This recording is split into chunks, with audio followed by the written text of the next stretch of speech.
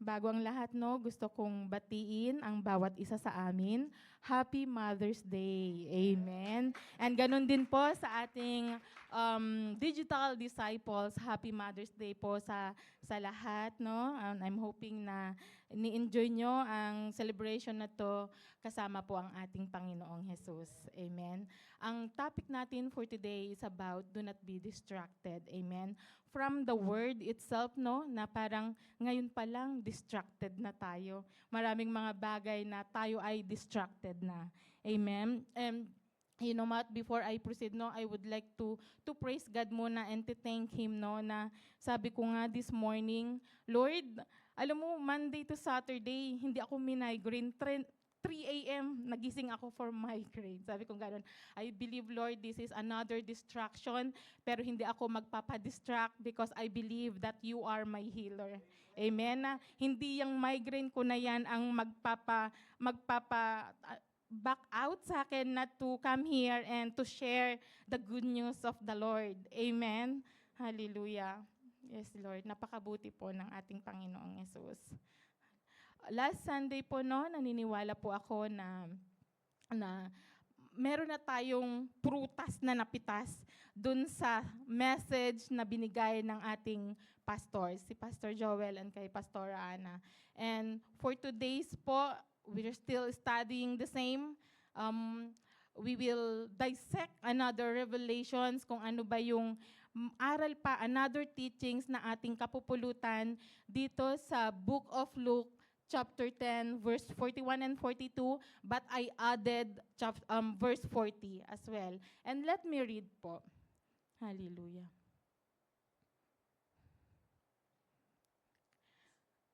But Martha was distracted by all the preparations that had to be made.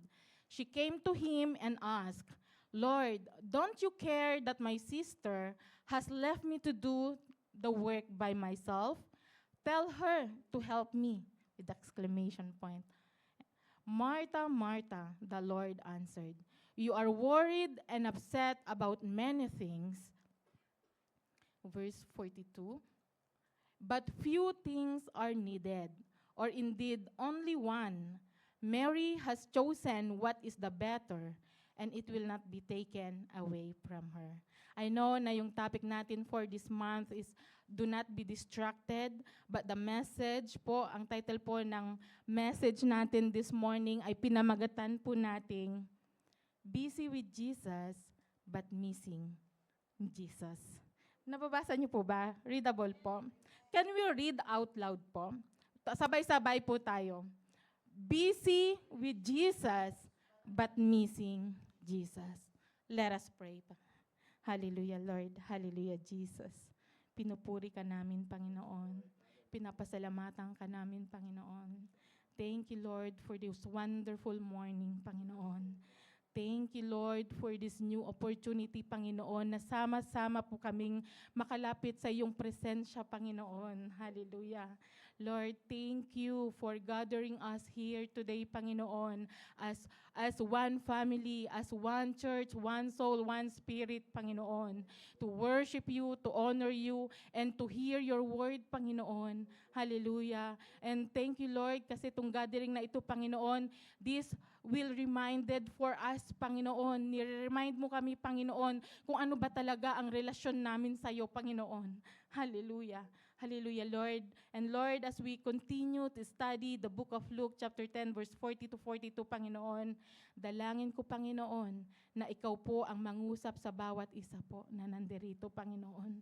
Na Lord, at some point, Panginoon, na pag narinig po sila na may guiltiness sa pakiramdam nila, Panginoon, rebuke it, Lord. Rebuke it and replace it with conviction. Conviction na kami po ay matuto and will do the right thing to do, Panginoon. Hallelujah. Hallelujah, Jesus. And Lord, dalangin ko din po, Panginoon, kung anuman distraction ang daladala namin papunta dito, Panginoon. Fear, pagod, worriness, annoyance, Panginoon, rebuke it, Panginoon, para para kami po ay continuously na makakapag-focus sa iyong salita na aming i-receive for today, Panginoon. Hallelujah. Let your Holy Spirit move freely in this place, Panginoon. Tunay, Panginoon, na nag-umpisa po kami, Panginoon, we feel your presence, Panginoon. Move freely here. Move freely in this place sa bawat puso ng aking mga kapatid, Panginoon, and kausapin mo po sila, Panginoon. Hallelujah. Hallelujah, Lord. Lord, we give this entire service to you only, Lord. Hallelujah. Ikaw lamang po ang itinataas namin. Ikaw lamang po ang niluwalhati namin. At ito po ang aming dalangin sa matamis mong pangalang Jesus. Amen and amen and amen. Praise the Lord. Isa nga pong malakas na palakpak sa ating Diyos na pinaglilingkuran. Praise the Lord. Hallelujah. Salamat po. Salamat po. I would like to make this introduction, no? Habang tayo po ay nag-aaral po, no, patuloy na nag-aaral ng salita, no, natutunan na po natin that we have learned po that God wants us to be active in His kingdom. Tama po ba? Na hindi nais ng Diyos na tayo ay spiritually tamad, no, sa paglilingkod. God called us to serve, amen, to minister, amen, to love people, and to work for His glory. Amen po.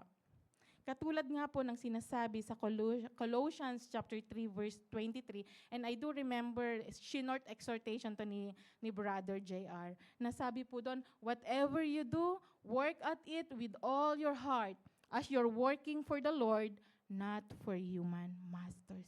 Amen. And in Romans chapter 12 verse 11, never be lacking in zeal. Yung lagablab mo. Never lacking in zeal. Keep your spiritual fervor serving the Lord. Amen. Napakaganda po, no? Tunay nga po na serving po, no?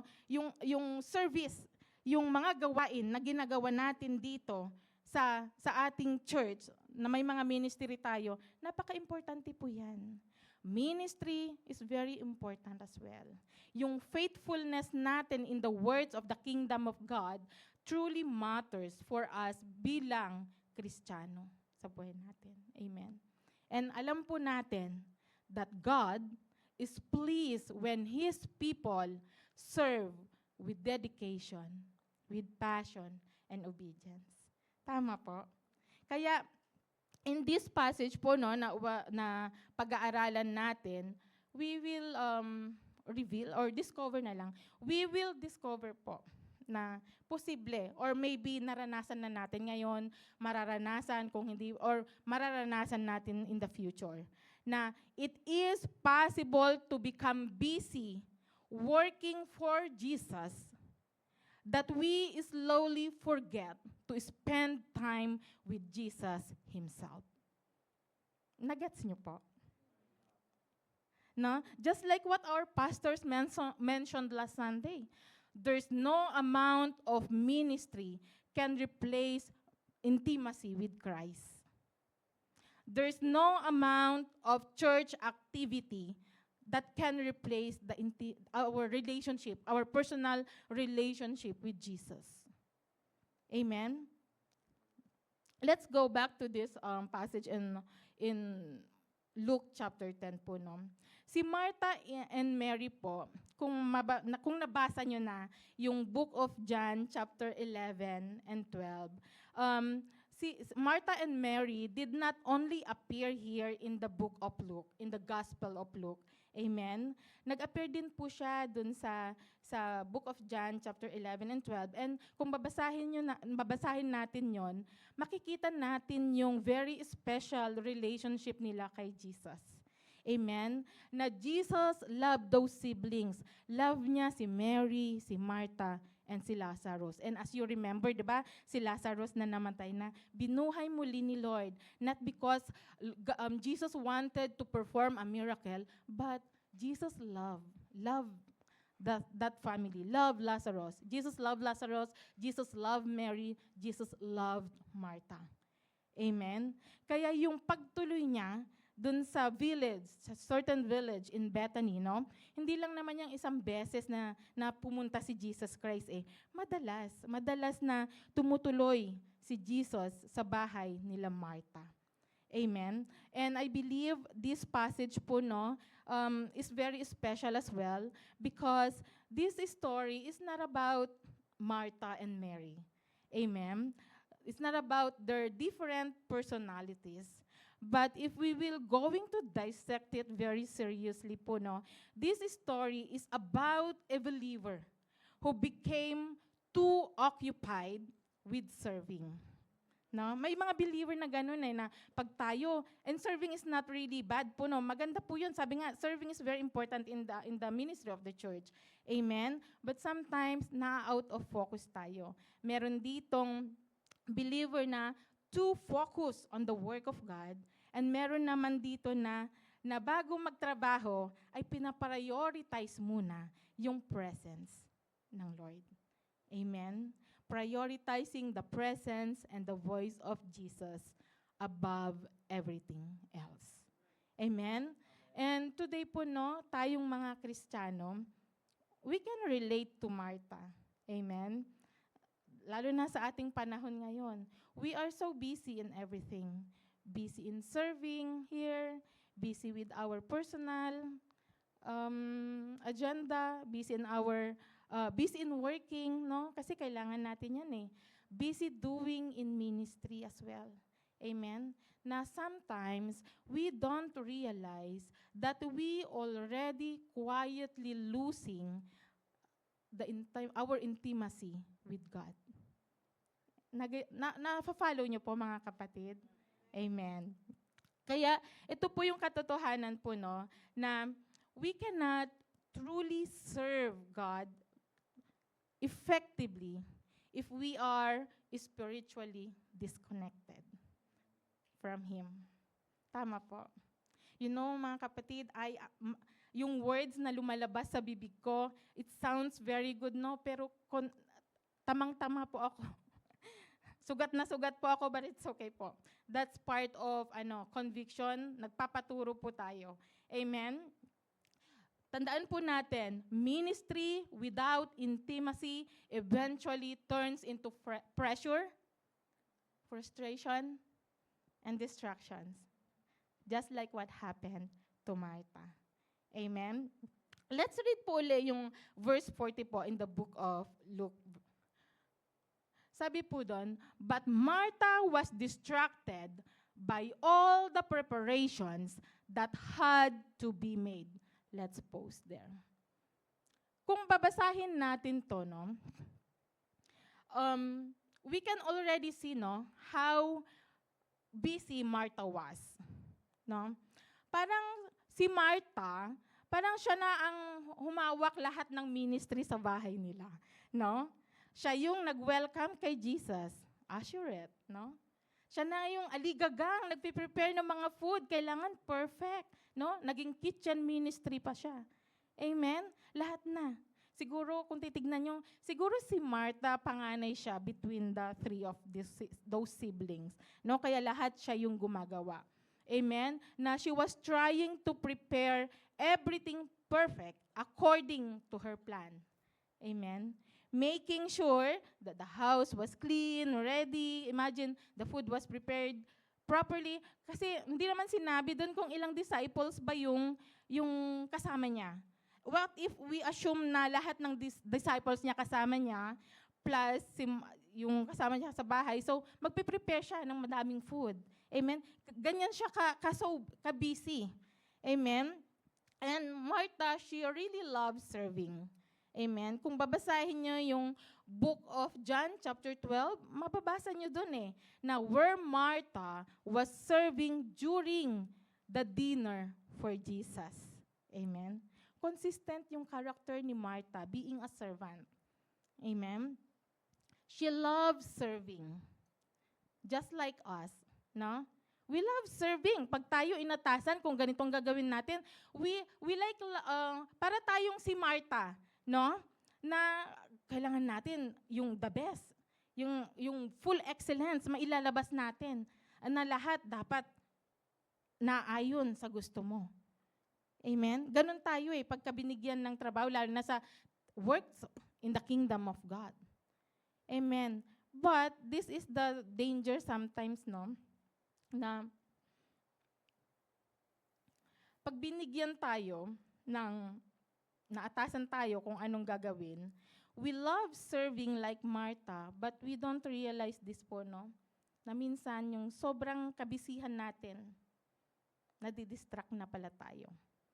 Kaya yung point number 1 natin dito is,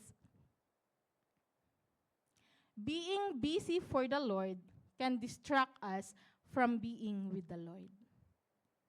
Malinaw po. Being busy for the Lord can distract us from being with the Lord. Nararanasan na po ba natin ngayon yan? Yes, nararanasan natin yan. Walang hypocrisy. I've experienced that. No?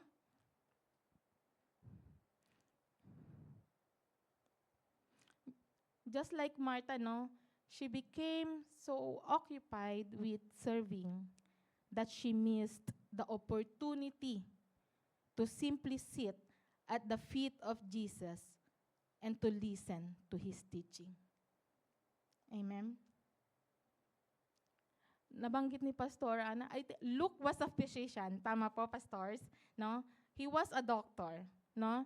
Kung habang sinusulat to ni Luke siguro, no, nakikita na niya kung anong klaseng personality meron to si Martha. No? Na she was so competitive, no? She was so perfectionist and expressive. Imagine mo, kilala mo si Lord, being Lord, no? Ganyan sila ka-close Kaya naman naging aligaga si Martha because they knew already that Jesus is the Messiah. Jesus is the Son of God. Kaya gusto nila perfect.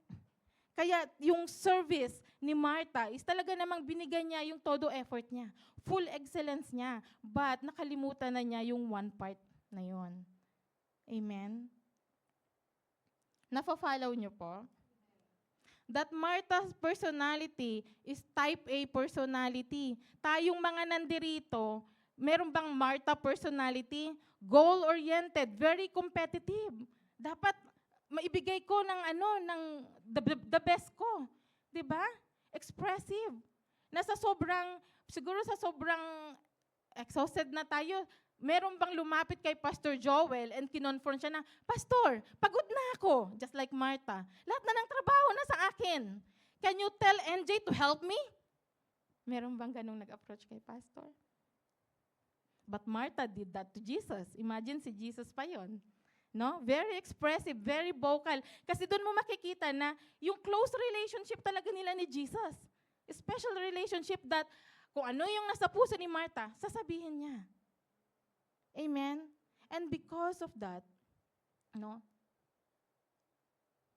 na-distract na siya.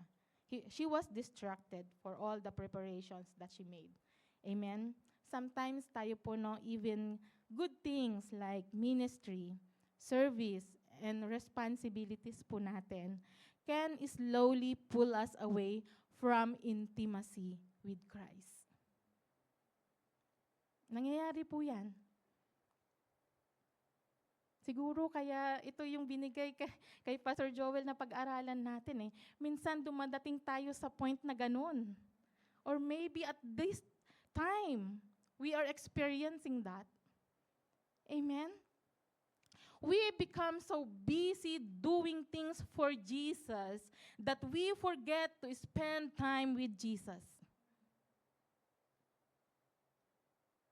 And tandaan niyo po, don't overquote me po Service is very important in this place.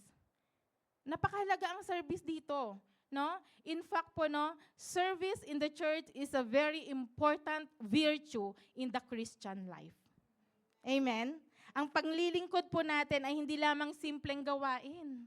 Amen? O obligasyon bilang Kristiyano. But ito ay bahagi ng ating spiritual growth. Amen? Without this service, do you think, are you growing? Sabi nga ni Brother JR, hindi niya ako nakikita na maging pastor. Di ba? Would you imagine that? I am not qualified. He can see it, but God qualifies me. Amen? Hallelujah. And I don't even think also that I am going to this path.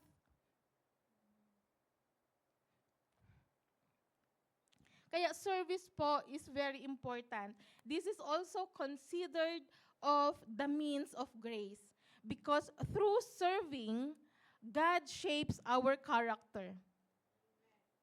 That through serving, it teaches us being humble. It teaches us humility. It teaches us love. Amen? Obedience and compassion for others. Kaya alam nyo, don't misinterpret yung ginawa ni Martha. The service that Martha did was very excellent. Amen? Mali lang yung sequence na ginawa niya. Amen? Kasi, technically speaking, ganun din tayo eh. May kanya-kanya tayong type of service. Sa sobrang focus natin, akala natin, ito muna yung unahin natin, but no, meron pala, nire-reveal sa atin ng Diyos. Amen? We are here to serve. That's why service is very important here. Diba si Jesus Christ? Anong sabi sa Mark chapter 10 verse 45? For even the Son of Man did not come here to serve, no? But sorry, let me rephrase that again. For even the Son of Man did not come to be served, but to serve and to give His life as a ransom for many. Amen? Tayo, inatasan tayong maging leader, no? Sa mga ministry. We are here to serve, not to be served. Amen?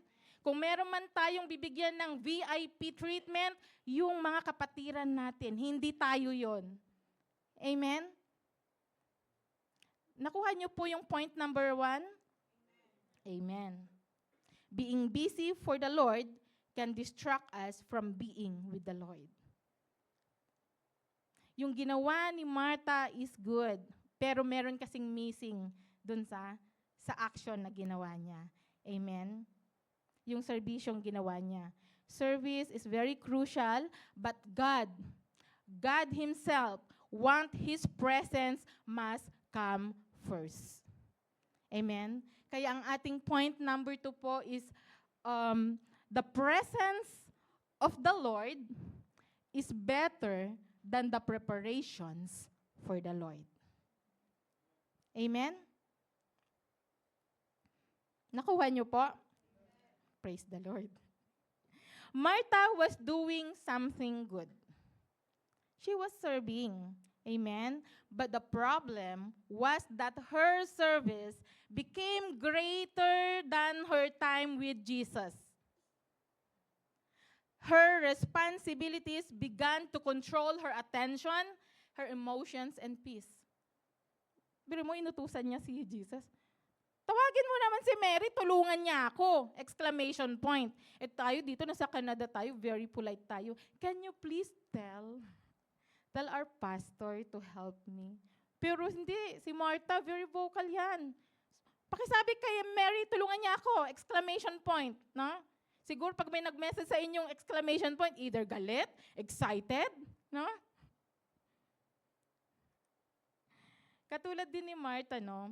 When we become overloaded with work, with ministry, schedules, responsibilities, and even church activities po, no? That di ko alam kung nangyayari yan, or I'm talking in general po, no? That we are no longer have quiet time. Sa sobrang focus natin doon sa gusto nyong mangyari. Yung plano nyong mangyari, no? Nawawalan tayo ng quiet time, prayer life, and yung personal devotion with God.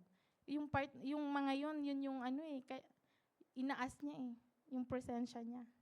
Amen? Hindi naman natin maano yung presensya niya without doing this.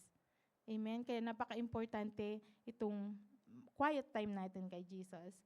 Psalms chapter 27, verse 4 says, "One thing I ask from the Lord, this only do I seek, that I may dwell in the house of the Lord all the days of my life, to gaze on the beauty of the Lord and to seek Him in His temple." Wow.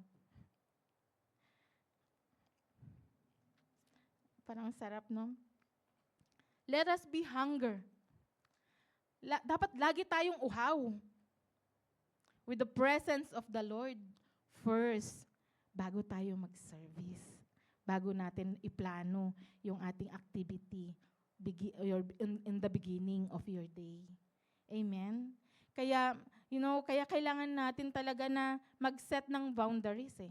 Alam natin yung boundaries natin para maprotektahan natin yung intimacy natin with Jesus. Amen? We must intentionally create boundaries that protect our intimacy with Jesus.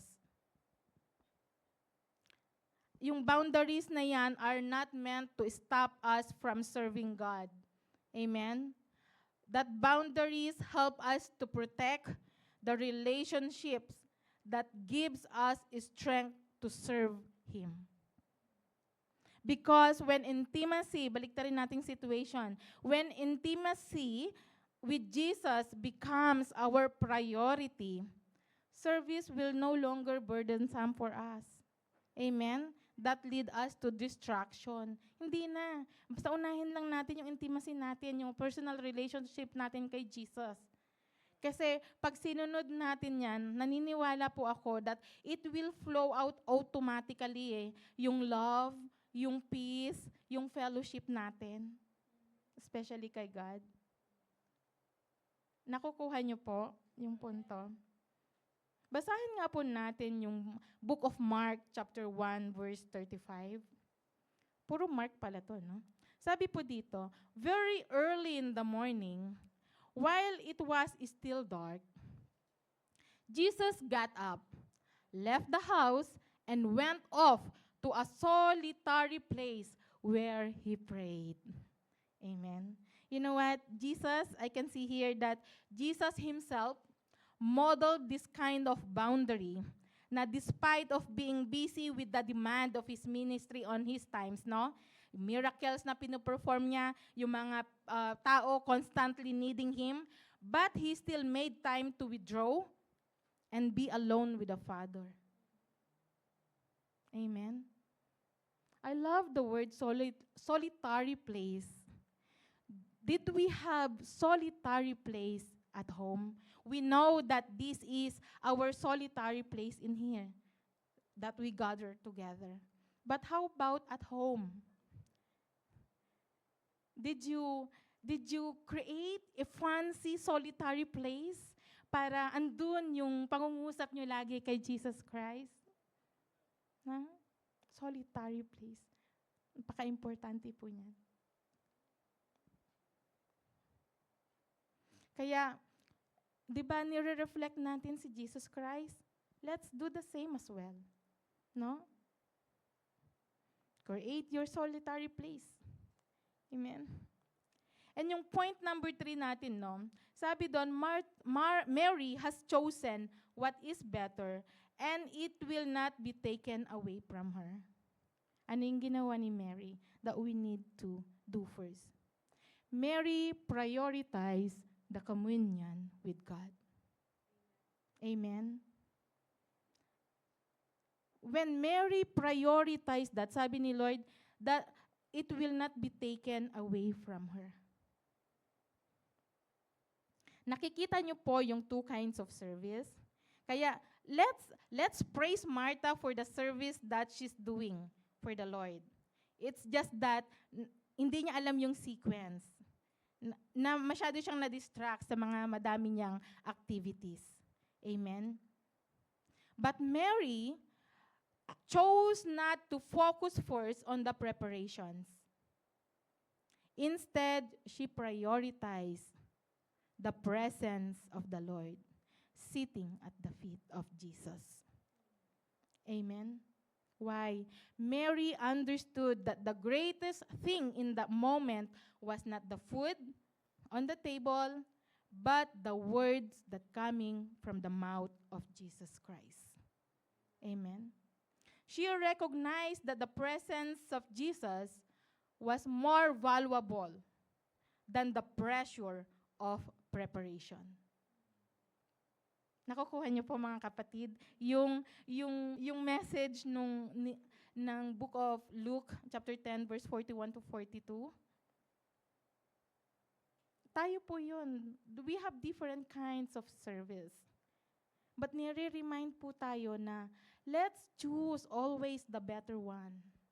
Amen? The presence of the Lord. Kung gaano ka-affectionate si Mary kay Jesus, ganun din dapat tayo. Amen? Na, well, kung pag-uusapan natin, before, they met physically with Jesus. But right now, what we have is by faith. And I do believe na meron na tayong na-built na personal relationship with God. Amen? Na huwag nating hayaang mawala yun. And try to understand also, iswallow natin, just like Mary. The greatest thing in that moment was not the food. Hindi yung food lagi natin na dala-dala ng ating kapatiran, yung isipin natin anong oras na. 11:48, gutom na tayo, no? Let's prioritize the presence of the Lord. Amen? Kasi, when you encounter Jesus, it took a lot of it took a lot of time para maibalik ulit yung lagablab na yan eh. Kaya nga, set the boundaries, no? Create an intentional boundaries. Huwag po nating mamiss yun. This is a reminder for myself as well, honestly speaking, mga kapatid.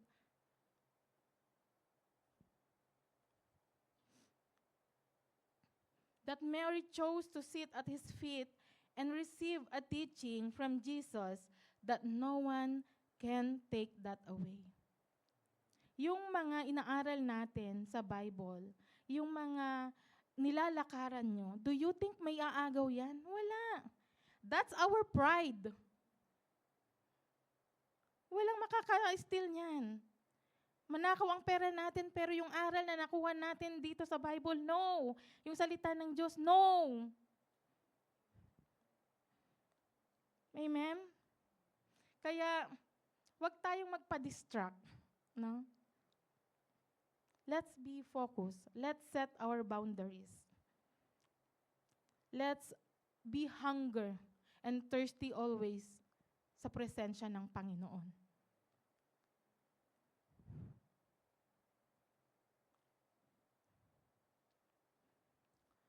We should understand that before we can truly serve Christ, we must learn to stay in His presence and listen to His voice, because communion with Christ feeds our soul eternally. Amen? Kaya sabi niya, Mary has chosen what is better. Let us choose what is better always. Amen? Piliin natin yung hindi makukuha ng iba. No? Always choose the better portion. No? Not just only activity, but with a strong relationship with God first. Amen? I believe tuwing nagbibigay ng message, I always stressing about the relationship. Because once we have this relationship, everything will follows in order. Amen? Build the relationship. Huwag kayong makontento sa service lang. Minsan wala pang service. Amen?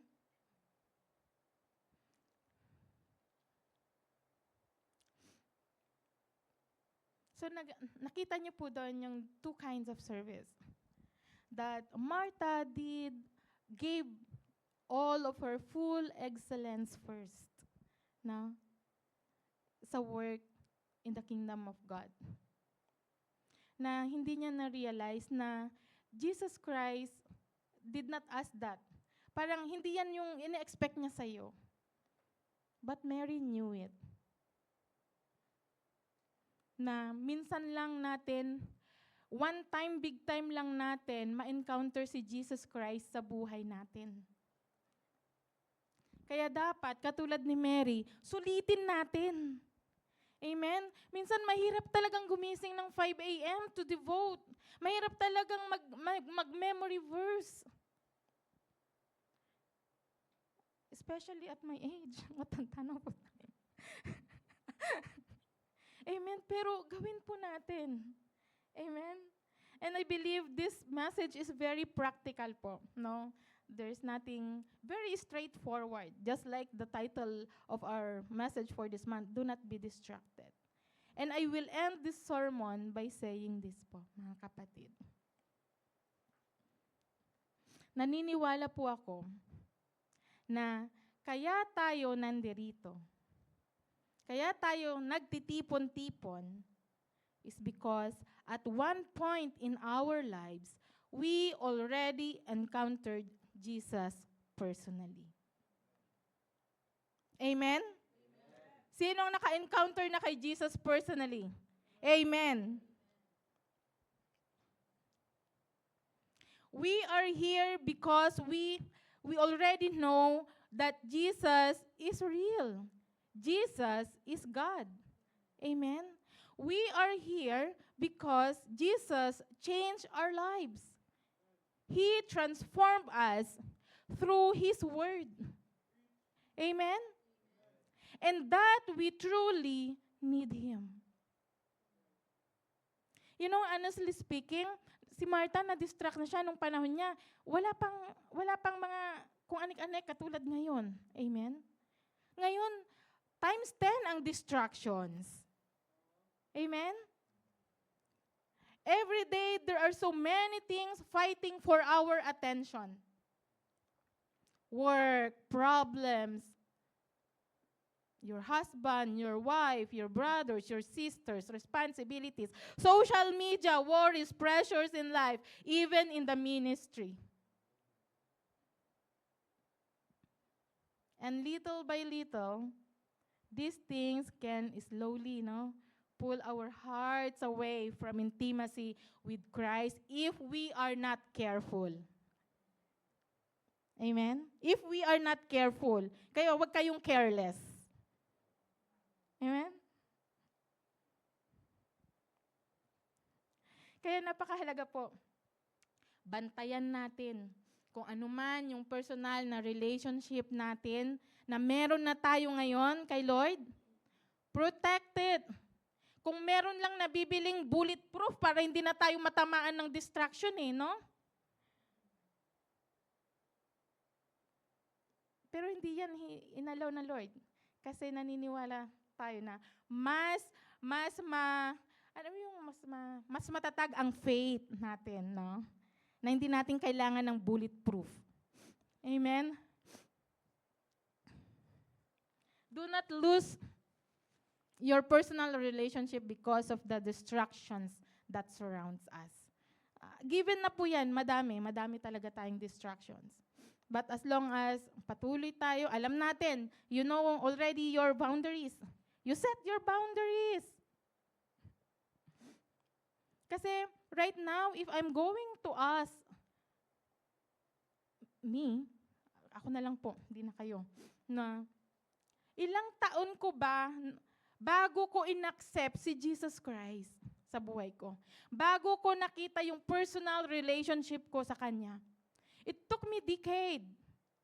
2009, nabaptize ako, but I'm still living like not a Christian. No? Siguro kayo din. Ganon din yung na-experience nyo. Pero mo, 10 years, 20 years mo bago na-accept si Jesus Christ, that Jesus is our Lord, that we need Him in our life, and then all of the sudden, just one distraction, you can lose it. That's expensive. Hindi yan matatawaran ng pera. Na minsan, you accept Jesus Christ, it took like brokenness pa. Struggles. No? Kasi na misunderstood ka ng pamilya mo. Ng kapatid mo. Ng mga tao. No? Na how many years of praying ang ginawa ng pastors natin para lang ma-encounter natin si Jesus sa buhay natin. Amen?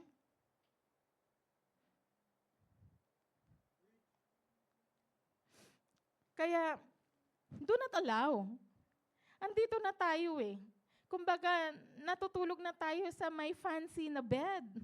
Don't go to the, yung papag. Do not allow the situations po, no, you are facing right now to steal the zeal, the passion, and the hunger you once had for God. Amen? These are the boundaries that we need to set for us, not losing the intimacy of God. Amen? Nandito na po ako magtatapos, mga kapatid. Alam niyo po kung ano yung mga boundaries? Yung sinasabi natin, intentionally create a boundaries. Have a prayer life. Just like what Jesus did. Amen? Be hunger and thirsty to His word. Do not lose your joy in worship. Amen? Let our faith always on fire. Kahit anong mangyari, dapat naglalagablab pa rin yan. Gaano pa man yung situation natin. On fire. Amen? Let us stay with the fellowship of Christ as always. Because at the end of the day po, no, the greatest thing we have is not ministry.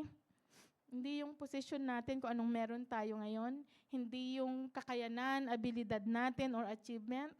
At the end of our life, it is our relationship with Jesus. Amen? Just like Mary, may we continue to choose the better part first. To sit first at the feet of Jesus. To listen to His voice. And to remain connected to Him no matter how busy life becomes. Amen? That if we choose to spend time with Christ, if we chose to devote ourselves to being at His feet, to take everything we can from His teachings, whatever we will get, no one can take that away. That's the promise of God that He has given in the book of Luke, chapter 10, verse 42. Amen? And you know what? Simple lang naman yung prayer ko sa aking sarili. Prayer ko din sa inyo po, no, na we will not become a Christians who are only busy with the hands. Pero yung puso natin, very shallow pa din. No? But instead, may we become a believers who faithfully serve God while deeply connected to His presence. Amen? I-combine natin, but on a different sequence, si Mary, how Mary served Jesus, and Martha, how Martha served Jesus. Amen? And I'm hoping po na meron tayong prutas, no, na mapapitas at makakain for this message. It's very simple, it's very practical and straightforward. Salamat sa Diyos sa pakikinig. Salamat po sa buhay nyo. And to God be all the glory. Thank you po. Thank you.